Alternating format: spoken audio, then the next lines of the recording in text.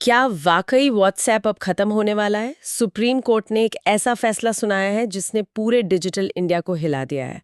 दरअसल कुछ डॉक्टरों ने अपने व्हाट्सएप अकाउंट ब्लॉक होने पर मेटा के खिलाफ सुप्रीम कोर्ट का दरवाजा खटखटाया था, लेकिन कोर्ट ने साफ कह दिया कि व्हाट्सएप का इस्तेमाल करना कोई मौलिक अधिकार नहीं है। अब बड़ा सवाल ये उठता है, क्या प्राइवेट कंपनियां हमारे डिजिटल अधिकारों से ऊपर हैं? और क्या भारत को अब अपने देसी ऐप्स जैसे अरताए पर शिफ्ट होना चाहिए? नमस्कार दोस्तों, आप सुन रहे हैं यूपीएससी सिविल 360, जहां आप बिना स्क्रीन देखे सिर्फ सुनकर रह सकते हैं 24/7 अपडेटेड, बिल्कुल यूपीएससी इनसाइट्स के साथ। आज हम बात कर रहे हैं एक बहुत ही इंटरेस्टिंग सुप्रीम कोर्ट रूलिंग की, जो व्हाट्सएप यूजर्स और डिजिटल प्लेटफॉर्म्स के फ्यूचर पर सवाल खड़े करती है। मिशन टुडे इज मतलब इस रूलिंग के लीगल डायमेंशंस को समझना, स्पेशली जो फंडामेंटल राइट्स और आर्टिकल 12 का संदर्भ है। हमें ये देखना है कि इसका आम नागरिक और स्पेशली यूपीएससी एस्पिरेंट्स के लिए क्या मतलब है। तो चलिए सोर्स मटेरियल को देखते हैं। Okay, let's unpack this. तो हुआ ये कि मेडिकल फील्ड से जुड़े कुछ प्रोफेशनल्स ने सुप्रीम कोर्ट में एक पिटिशन दायर की। क्यों? क्योंकि उनके व्हाट्सएप अकाउंट्स को मेटा, जो कि व्हाट्सएप की पेरेंट कंपनी है, उसने ब्लॉक कर दिया था। और सोर्स ये भी बताता है कि ये सिर्फ रैंडम यूजर्स नहीं थे, बल्कि मेडिकल प्रोफेशनल्स थे। सही बात है, जिनके लिए सीमलेस कम्युनिकेशन, आप सोचिए, पोटेंशियली लाइफ सेविंग हो सकता है। तो ये ब्लॉकेज का इम्पैक्ट काफी सिग्निफिकेंट था उनके लिए। अब इन पिटिशनर्स की मेन डिमांड्स क्या थीं? लेट्स ब्रेक इट डाउन, जरा इसको समझते हैं। फर्स्ट, जाहिर है वो चाहते थे कि उनके अकाउंट्स इमीडिएटली अनब्लॉक किए जाएं, फौरन। बिल्कुल, ये तो पहली मांग होगी। सेकंड, उन्होंने कोर्ट से रिक्वेस्ट की कि मेटा को ऐसी क्लियर गाइडलाइंस बनाने का डायरेक्शन दिया जाए जिससे फ्यूचर में आर्बिट्ररी अकाउंट ब्लॉकिंग न हो, मतलब बेवजह अकाउंट ब्लॉक न हो। एसेंशियली एक प्रिडिक्टेबल और फेयर सिस्टम की मांग कर रहे थे वो। एग्जैक्टली।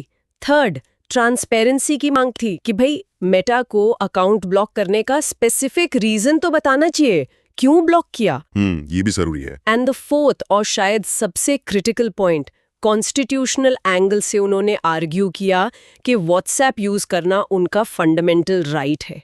मौलिक अधिकार, जिसे मेटा यूनिलैटरली, मतलब एक तरफा, छीन नहीं सकता। और यही क्लेम इस केस का क्रक्स बन गया। इंडीड। और यहाँ पर सुप्रीम कोर्ट का रिस्पॉन्स काफी नोटवर्दी है। जैसा सोर्स ट्रांसक्रिप्ट में बताया गया है, जस्टिस विक्रमनाथ और जस्टिस संदीप मेहता की बेंच ने बिल्कुल साफ फैसला सुनाया। और जो हेडलाइन टेक अवे था कोर्ट का, वो एकदम अनएम्बिगियस था। Using WhatsApp is not a fundamental right. मतलब व्हाट्सएप का इस्तेमाल करना कोई फंडामेंटल राइट, कोई मौलिक अधिकार नहीं है। अब ये सुनने में थोड़ा शायद जारिंग लग सकता है ना? बिल्कुल। बिकॉज लेट्स फेस इट, हम अपनी डेली लाइव्स में कम्युनिकेशन से लेकर बिजनेस तक व्हाट्सएप पर कितने हेविली रिलायंट हैं। ऐसा लगता है जैसे ये डिजिटल एज में एक बेसिक नेसेसिटी बन गया हो। सही कहा। पर लीगली, कॉन्स्टिट्यूशनली कोर्ट ने इसे वो स्टेटस देने से मना कर दिया जो कॉन्स्टिट्यूशन द्वारा गारंटीड फंडामेंटल राइट्स को मिलता है। बिल्कुल। Here's where it gets really interesting legally. मेरा मतलब है, कोर्ट ने सिर्फ ये नहीं कहा कि ये फंडामेंटल राइट नहीं है, उन्होंने ये भी एक्सप्लेन किया कि वो मेटा जैसी एक प्राइवेट कंपनी को गाइडलाइंस बनाने का ऑर्डर क्यों नहीं दे सकते, जैसा पिटिशनर्स चाह रहे थे। एग्जैक्टली। ये जुडिशरी, फंडामेंटल राइट्स और प्राइवेट कॉर्पोरेशंस के रिलेशनशिप के बिल्कुल कोर में जाता है। कोर्ट का रीजनिंग इस बात पर ग्राउंडेड था कि व्हाट्सएप एक प्राइवेट एंटिटी है, वो अपने टर्म्स एंड कंडीशंस और इंटरनल पॉलिसीज के आधार पर ऑपरेट करती है। जैसा सोर्स ट्रांसक्रिप्ट में भी पॉइंट आउट किया गया है, सुप्रीम कोर्ट या कोई भी कोर्ट जनरली स्पीकिंग किसी प्राइवेट कंपनी को ये डिक्टेट नहीं कर सकता कि उन्हें अपना बिजनेस कैसे कंडक्ट करना चाहिए या फिर क्या स्पेसिफिक इंटरनल गाइडलाइंस बनानी चाहिए, अनलेस वो कंपनी किसी एग्जिस्टिंग लॉ को वायलेट कर रही हो। अच्छा। कोर्ट के पास ऐसी स्वीपिंग अथॉरिटी प्राइवेट प्लेयर्स के इंटरनल ऑपरेशंस पर नहीं है। आप ऐसे सोचिए, कोर्ट सरकार को निर्देश दे सकती है, कानूनों की व्याख्या कर सकती है, पर आमतौर पर वो किसी प्राइवेट दुकान के मालिक को ये नहीं बता सकती कि अपनी इन्वेंट्री या कस्टमर सर्विस पॉलिसी कैसे मैनेज करें, जब तक वो कोई कानून ना तोड़ रहे हो। तो इस कॉन्टेक्स्ट में मेटा को उसी प्राइवेट एंटरप्राइज वाले लेंस से देखा गया। ये लीगल डिस्टिंक्शन तो समझ आता है, पर आज की रियलिटी में जहां ये प्लेटफॉर्म्स इतने पावरफुल हो गए हैं, क्या ये डिस्टिंक्शन काफी है? क्या इसका मतलब है कि हमारे फंडामेंटल राइट्स का कोई असर नहीं होता जब हम इन जायंट टेक कंपनी से इंटरैक्ट करते हैं? यहीं पर शायद कॉन्स्टिट्यूशन का रोल आता है, स्पेसिफिकली आर्टिकल 12। प्रिसाइसली। बिल्कुल सही पॉइंट। ये हमें यूपीसी एस्पिरेंट्स के लिए कोर कॉन्सेप्ट पर लाता है। भारतीय संविधान का आर्टिकल 12। अगर हम इसे बिगर पिक्चर से कनेक्ट करें तो आर्टिकल 12 स्टेट शब्द को डिफाइन करता है, राज्य। हाँ, स्टेट की परिभाषा। हाँ, और ये डेफिनेशन क्रूशल है क्योंकि फंडामेंटल राइट्स जो संविधान के पार्ट 3 में हैं, जैसे आर्टिकल 19 है freedom of speech and expression, या article 21 right to life and personal liberty, ये मुख्य रूप से स्टेट के खिलाफ ही एनफोर्सेबल होते हैं। मतलब सरकार के खिलाफ। है इसमें गवर्नमेंट और parliament of India, her state की गवर्नमेंट और लेजिस्लेचर, और भारत के अंदर या भारत सरकार के कंट्रोल में आने वाली सभी लोकल या अदर अथॉरिटीज शामिल हैं। ओके, जैसे सरकारी विभाग, स्टैट्यूटरी बॉडीज, PSUs वगैरह। बिल्कुल, government departments, statutory bodies, public sector undertakings, ये सब।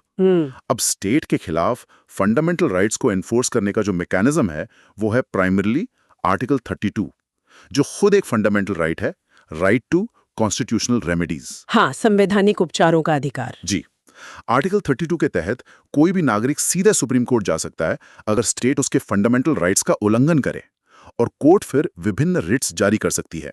ये पावरफुल जुडिशियल ऑर्डर्स होते हैं, जैसे हेबियस कॉर्पस, मैंडेमस, प्रोहिबिशन, सर्ट्योराए और क्वो वारंटो। इन अधिकारों को लागू करवाने के लिए ये रिट जुरिस्डिक्शन हमारे कॉन्स्टिट्यूशनल प्रोटेक्शन का एक कॉर्नरस्टोन है।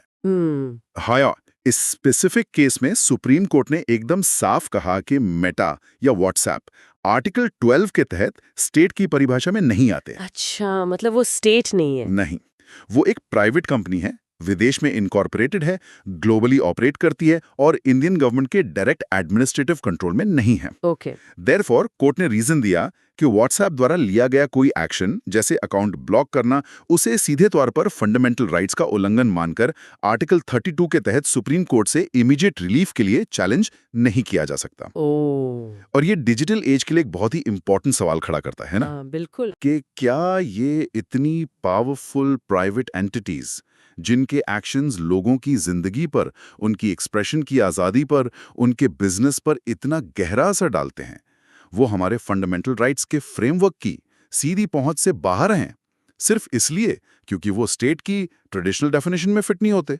ये तो बहुत बड़ा सवाल है। हाँ, और ये सिर्फ भारत में नहीं, ग्लोबली एक मेजर डिबेट चल रहा है इस पर। तो अगर कोर्ट सीधे हेल्प नहीं कर सकता बिकॉज मेटा स्टेट नहीं है और व्हाट्सएप यूज करना फंडामेंटल राइट भी नहीं है, तो यूजर्स के पास क्या ऑप्शन बचता है? अगर उन्हें लगता है कि प्लेटफॉर्म ने उनके साथ अनफेयरली ट्रीट किया है, तो क्या रिकोर्स है? क्या कोर्ट ने कुछ सजेस्ट किया? सोर्स में कुछ मेंशन था शायद? यस, हाँ, कोर्ट ने एक ऑल्टरनेटिव की तरफ इशारा जरूर किया। उन्होंने ऑब्जर्व किया कि अगर यूजर्स व्हाट्सएप की पॉलिसी से डिससैटिस्फाइड हैं या अकाउंट ब्लॉकिंग जैसे इश्यूज फेस करते हैं, तो उनके पास दूसरे अवेलेबल प्लेटफॉर्म्स पर स्विच करने का ऑप्शन है। अच्छा, कौन से प्लेटफॉर्म्स? स्पेसिफिकली कोर्ट ने अराताए का जिक्र किया, जो कि एक ऑल्टरनेटिव ऐप है जिसे गवर्नमेंट ऑफ इंडिया प्रमोट कर रही है। सोर्स ट्रांसक्रिप्ट में से इंडिया ने जो नया व्हाट्सएप की जगह पे लॉन्च किया है कहा गया है। अराताए? हाँ, सुना है। ये सजेशन कहीं ना कहीं सरकार के आत्मनिर्भर भारत इनिशिएटिव और डिजिटल सॉवरेनिटी की तरफ भी इशारा करता है। आत्मनिर्भर भारत, राइट। एसेंशियली कोर्ट कह रहा है कि अगर आपको एक प्राइवेट प्रोवाइडर की टर्म्स एंड सर्विसेज पसंद नहीं है, तो आप दूसरा चुन सकते हैं, स्पेशली कोई डोमेस्टिक ऑल्टरनेटिव। ऑफ कोर्स, अराताए की प्रैक्टिकल वायबिलिटी और यूजर फ्रेंडलीनेस व्हाट्सएप के मुकाबले कैसी है, ये एक अलग मुद्दा है, जिससे उसका एक्चुअल अपटेक तय होगा। So what does this all mean? मतलब इस पूरी रूलिंग और सोर्स मटेरियल से की टेकअवेज क्या निकलते हैं? मुझे लगता है 3 मेजर पॉइंट्स हैं। हाँ, बिल्कुल। पहला और सबसे बड़ा, व्हाट्सएप इस्तेमाल करना कोई कॉन्स्टिट्यूशनली गारंटीड फंडामेंटल राइट नहीं है। ये एक प्राइवेट कंपनी द्वारा दी जाने वाली सर्विस है जो एक कॉन्ट्रैक्ट पर आधारित है, उनकी टर्म्स ऑफ सर्विस जिसे यूजर्स अग्री करते हैं। करेक्ट। दूसरा, मेटा जैसे प्राइवेट टेक प्लेटफॉर्म्स को अपनी टर्म्स ऑफ सर्विस और इंटरनल ऑपरेशनल पॉलिसीज बनाने की काफ़ी ऑटोनॉमी है। कोर्ट्स आमतौर पर इंटरफेयर करने या स्पेसिफिक गाइडलाइंस डिक्टेट करने में रिलक्टेंट रहती हैं, जब तक कि किसी एग्जिस्टिंग लॉ का वायलेशन ना हो। उनकी ऑपरेशनल फ्रीडम का सम्मान किया जाता है। सही कहा। और तीसरा, फंडामेंटल राइट्स का प्राइमरी एनफोर्समेंट, खासकर आर्टिकल 32 के पावरफुल मैकेनिज्म के जरिए, यानी सीधे सुप्रीम कोर्ट में रिट पिटिशन, वो स्टेट के खिलाफ डायरेक्टेड है, जैसा आर्टिकल 12 में डिफाइंड है। प्राइवेट कंपनीज के खिलाफ इसकी एनफोर्सेबिलिटी इस स्पेसिफिक कॉन्स्टिट्यूशनल कॉन्टेक्स्ट में लिमिटेड है। इसका मतलब ये नहीं कि यूजर्स के पास जीरो रेमेडी है, पर प्राइवेट कंपनी के खिलाफ direct FR violation claim article 32 के तहत यहाँ एक्सेप्ट नहीं हुआ। बिल्कुल सही। हो सकता है दूसरे लीगल एवेन्यूज हो, जैसे कंज्यूमर प्रोटेक्शन लॉज या आईटी एक्ट, पर वो एक डिफरेंट लीगल पाथवे है। एग्जैक्टली। एब्सोल्युटली। और यूपीएससी पर्सपेक्टिव से देखें तो ये केस एक्सट्रीमली रेलेवेंट है और एनालिसिस के लिए मल्टीपल लेयर्स ऑफर करता है। हाँ, कैसे? फर्स्टली, ये हमें मजबूर करता है कि हम फंडामेंटल राइट्स के स्कोप और लिमिटेशंस को क्रिटिकली एग्जामिन करें, खासकर इस तेजी से बदलते डिजिटल स्पेस में। क्या ट्रेडिशनल समझ काफी है? ये तो सोचना पड़ेगा। हाँ। सेकेंडली, ये आर्टिकल 12 पर स्पॉटलाइट डालता है। क्या स्टेट की डेफिनेशन को री-इवैल्यूएट करने की जरूरत है इस दौर में जहां powerful multinational tech corporations quasi public functions perform कर रही हैं? हाँ, मतलब वो काम कर रही हैं जो पहले शायद सरकारें करती थीं। प्रिसाइसली। तो इन नॉन स्टेट एक्टर्स को अकाउंटेबल कैसे ठहराया जाए? ये एक क्रूशियल गवर्नेंस क्वेश्चन है। राइट। थर्डली, ये आर्टिकल 32 के डायरेक्ट एप्लीकेशन की लिमिटेशंस को रेखांकित करता है प्राइवेट एंटिटीज के खिलाफ। रिच जुरिस्डिक्शन की बारीकियों को समझना पॉलिटी जीएसपी 2 के लिए बहुत जरूरी है। ठीक है। फोर्थली, ये केस सीधे तौर पर big tech regulation, data privacy, platform accountability, intermediate reliability और डिजिटल राइट्स पर चल रही बड़ी ग्लोबल और नेशनल डिबेट से जुड़ता है। भारत सरकार भी तो डिजिटल इंडिया एक्ट जैसे नए लेजिस्लेशन पर विचार कर रही है। हाँ, बिल्कुल। जो शायद इन रेगुलेटरी गैप्स को एड्रेस करने की कोशिश करेगा जो ऐसे केसेस हाईलाइट करते हैं। और फिफ्थली, जैसा सोर्स में भी इम्प्लिसिटली सजेस्ट किया गया है, एस्पिरेंट्स के लिए ये वाइटल है कि वो स्टैटिक कॉन्सेप्ट्स को, जैसे fundamental rights, part 3 articles 12 to 35, उनका आधार शायद यूएस बिल ऑफ राइट्स से प्रेरणा, करंट इवेंट्स से जोड़ें। ये कॉन्स्टिट्यूशनल प्रिंसिपल्स कंटेम्परेरी सिचुएशंस में कैसे अप्लाई होते हैं या किन चैलेंजेस का सामना करते हैं। For instance, article 19(1)(a freedom of speech and expression guarantee करता है। क्या व्हाट्सएप जैसे डोमिनेंट कम्युनिकेशन प्लेटफॉर्म पर ब्लॉक हो जाना इस फ्रीडम को इम्पिंज करता है? हाँ, ये सवाल तो उठता है। बिल्कुल। हालांकि कोर्ट ने कहा कि ये प्लेटफॉर्म द्वारा किया गया डायरेक्ट एफआर वायलेशन नहीं है जिसे आर्टिकल 32 के तहत एनफोर्स किया जा सके, फिर भी यह सवाल पॉलिसी डिबेट और फ्यूचर लेजिस्लेशन के लिए एक सिग्निफिकेंट पॉइंट बना रहता है। समझ गया। और जो बात यहाँ पर्टिकुलरली फैसिनेटिंग है वो इनहेरेंट टेंशन जो ये रूलिंग हाईलाइट करती है। एक तरफ तो इंडिविजुअल्स और सोसाइटी की इन प्लेटफॉर्म्स पर मैसिव डिपेंडेंस है, हाँ, बहुत ज्यादा। और दूसरी तरफ उनका लीगल क्लासिफिकेशन है प्राइवेट एंटिटीज का, जो आर्टिकल 32 के जरिए फंडामेंटल राइट्स के डायरेक्ट इन्फोर्समेंट से काफी हद तक बाहर हैं। जैसे जैसे हमारी जिंदगी और डिजिटल होती जा रही है, इन प्राइवेट प्लेटफॉर्म्स के जरिए मीडिएट हो रही है, ये टेंशन बढ़ना लगभग तय है। बिल्कुल। और कोर्ट का अराइटावा इस्तेमाल करने का सजेशन सिर्फ एक कैजुअल रिमार्क नहीं है, इसे सरकार के इंडिजिनस प्लेटफॉर्म्स को बढ़ावा देने की ब्रॉडर पुश के साथ अलाइन होता हुआ भी इंटरप्रेट किया जा सकता है। अच्छा। इसके कई पोटेंशियल गोल्स हो सकते हैं। फॉरेन टेक जायंट्स पर निर्भरता कम करना, रेगुलेटरी ओवरसाइट को शायद बेहतर बनाना और क्रिटिकल डिजिटल डोमेन में आत्मनिर्भर भारत नैरेटिव को बूस्ट करना। ये वाकई सोचने वाली बात है।